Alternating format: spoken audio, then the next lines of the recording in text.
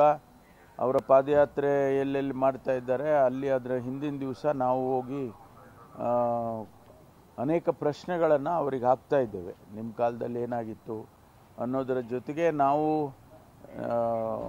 ಈ ಘಟನೆ ಬಗ್ಗೆ ಅಥವಾ ಈ ವಿಚಾರದ ಬಗ್ಗೆ ನಾವು ಕೂಡ ಪ್ರಸ್ತಾಪ ಮಾಡಿ ಸತ್ಯಾಂಶ ಏನಿದೆ ಅನ್ನೋದನ್ನು ಹೇಳ್ತಾ ಇದ್ದೇವೆ.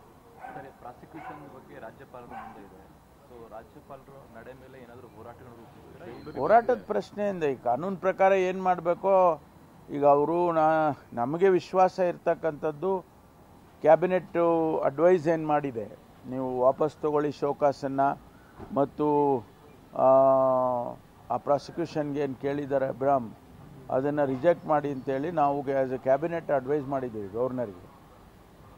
ನನಗೆ ವಿಶ್ವಾಸ ಇರತಕ್ಕಂಥದ್ದು ಒಂದು ಕ್ಯಾಬಿನೆಟ್ಟು ಗವರ್ನರಿಗೆ ಸತ್ಯಾಂಶವನ್ನು ಹೇಳಿ ನೀವು ಇದನ್ನು ಸರಿ ಇಲ್ಲ ಅಂತ ಅಡ್ವೈಸ್ ಮಾಡುವಾಗ ಅದನ್ನು ಮೀರಿ ಅವ್ರು ಮಾಡ್ತಾರೆ ಅಂತ ಹೇಳಿ ನನಗೆ ಅನಿಸೋಲ್ಲ.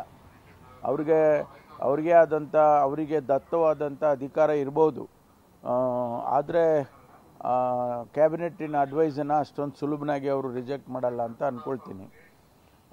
ಹಾಗೂ ಮೀರಿ ಅವರು ಪ್ರಾಸಿಕ್ಯೂಷನ್ ಪರ್ಮಿಷನ್ ಕೊಟ್ಟರೆ ನಾವು ಅದನ್ನು ಕಾನೂನು ಹೋರಾಟವನ್ನು ಮಾಡ್ತೇವೆ.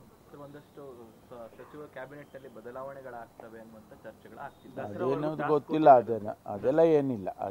ಅದರ ಬಗ್ಗೆ ಅವರೇನು ಯಾರು ಮಾತಾಡಲಿಲ್ಲ. ಎಲ್ಲರೂ ಒಟ್ಟಾಗಿ ಕೆಲಸ ಮಾಡಿ ಸರ್ಕಾರಕ್ಕೆ ಒಳ್ಳೆ ಹೆಸರು ತೊಗೊಂಡು ಬನ್ನಿ ಅಂತ ಹೇಳಿದ್ದಾರೆ ಅಷ್ಟೇ. ಆ ಕ್ಯಾಬಿನೆಟ್ ರಿಷಫಲು ಅಥವಾ ಖಾತೆ ಬದಲಾವಣೆ ಈ ಥರದ್ದು ಯಾವುದೂ ಚರ್ಚೆ ನಮ್ಮ ಹತ್ರ ಮಾಡಲಿಲ್ಲ. ಅದನ್ನು ಅವರು ಅದೇನು ಆ ಪ್ರಸ್ತಾಪನೆ ಬಂದಿಲ್ಲ. ಸ್ಪೀಡಪ್ ಆಗಬೇಕು ಕೆಲಸ ಮಾಡಿ ಅಂತ ಹೇಳಿದ್ದಾರೆ.